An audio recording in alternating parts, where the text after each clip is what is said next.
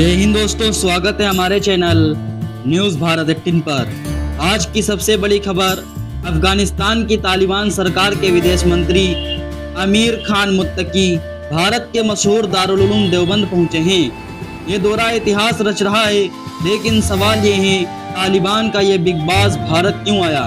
क्या है देवबंद और तालिबान का गहरा कनेक्शन और भारत के लिए इसका मतलब क्या है? आज हम इस खबर को पूरी तरह खोल कर रखेंगे, तो चलिए शुरू करते हैं।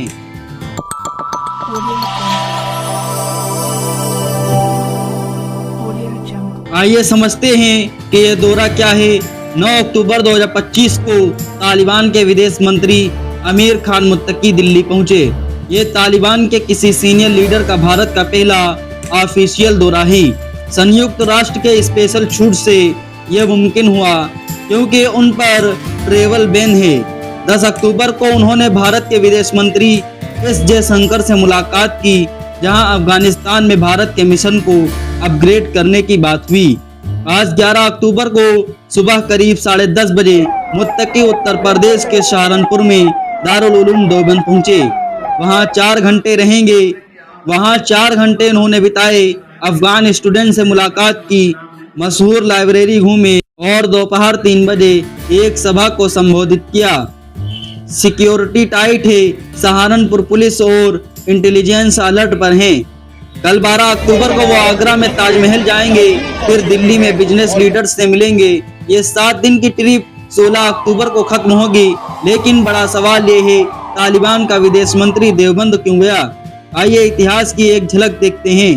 दारुल उलूम देवबंद जो 1866 में स्थापित हुआ, दुनिया का दूसरा सबसे बड़ा इस्लामी मदरसा है। ये देवबंदी विचारधारा का केंद्र है, जो इस्लामी सुधार और विदेशी हुकूमत के खिलाफ संघर्ष दिखाती है। ब्रिटिश राज में ये आजादी की लड़ाई का हिस्सा था। तालिबान से कनेक्शन, तालिबान की वैचारिक जड़ें देवबंद से जुड़ी हैं। पाकिस्तान का दारुल उलूम हक्कानिया, जिसे तालिबान का पिता कहा जाता है, देवबंद के मॉडल पर बना। हक्कानिया के फाउंडर मौलाना अब्दुल हक ने देवबंद में पढ़ाया था। कई तालिबान लीडर्स वहां पढ़े। मुत्तकी का यह दौरा एक तरह की रिलीजियस डिप्लोमेसी है। तालिबान दिखाना चाहता है कि वो पाकिस्तानी देवबंदी नेटवर्क से अलग है और मूल देवबंदी विचारधारा से जुड़ा है।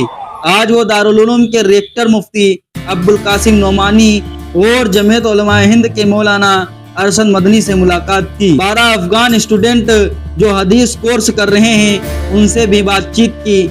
मौलाना कारी इसहाक गोरा ने कहा, ये दौरा आस्था और ज्ञान का बंधन है, लेकिन क्या ये सिर्फ रिलीजियस विजिट है या कुछ और? भारत अफगान रिश्ते 2021 में तालिबान सत्ता में आने के बाद भारत ने काबुल एजेंसी बंद कर दी थी। अब बैक चैनल टॉक्स से रिश्ते सुधर रहे हैं। मुत्तकी ने कहा, अफगानिस्तान किसी के खिलाफ जमीन नहीं देगा। इससे भारत की सिक्योरिटी चिंताएं कम हो सकती हैं, ट्रेड और इन्वेस्टमेंट बढ़ेगा।